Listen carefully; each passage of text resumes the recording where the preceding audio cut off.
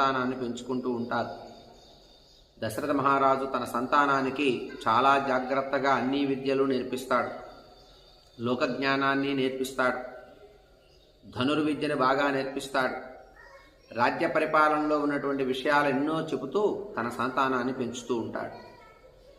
అలా పెంచుతూ ఉన్నటువంటి సందర్భంలో దశరథ మహారాజుకు ఒక రోజున రాముడికి అలాగే తన సంతానానికి వివాహం చేస్తే బాగుండు కదా, నాకు కూడా వయసు పెరుగుతుంది అని ఆలోచన వస్తుంది.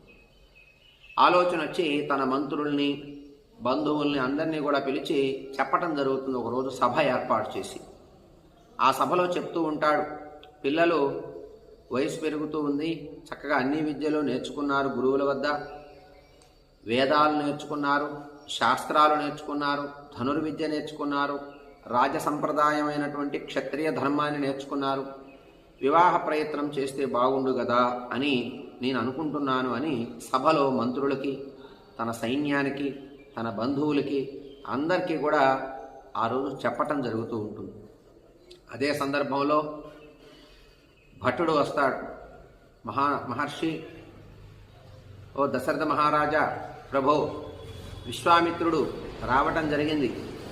విశ్వామిత్రుడు మీ దర్శనాన్ని కోరుతున్నాడయ్యా, శీఘ్రంగా మీ దర్శనాన్ని కోరుతున్నారు, మీరు ఆజ్ఞాపిస్తే వారిని లోపలికి పంపిస్తామని చెప్పగా వెంటనే దశరథ మహారాజు సింహాసనంపై నుండి లేచి వశిష్ఠ మహర్షుల వారిని పిలిపించి అలాగే తన మంత్రుల్ని పురోహితులను అందరినీ పిలిపించి స్వయంగా విశ్వామిత్రుడి దగ్గరికే వస్తాడు.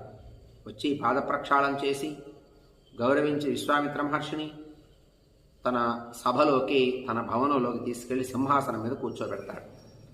కూర్చోబెట్టి, మహానుభావ విశ్వామిత్ర మహర్షి, మీరు సామాన్యులు కాదయ్యా, లోక కళ్యాణాన్ని కోరేటటువంటి వాళ్ళు. మీ దర్శనమే మాకు ఒక పుణ్యక్షేత్రాన్ని దర్శించినంత ఫలితం వస్తుంది మిమ్మల్ని ఒక్కసారి దర్శిస్తే. మీరు ఏ కార్యం మీద వచ్చారో చెప్పండి మహానుభావ, ఆజ్ఞాపించండి మమ్మల్ని. ఏ కార్యం సిద్ధించాలని మీరు అనుకుంటున్నారో ఆ కార్యం మాకు చెప్పండి అంటాడు దశరథ మహారాజు విశ్వామిత్ర మహర్షితో.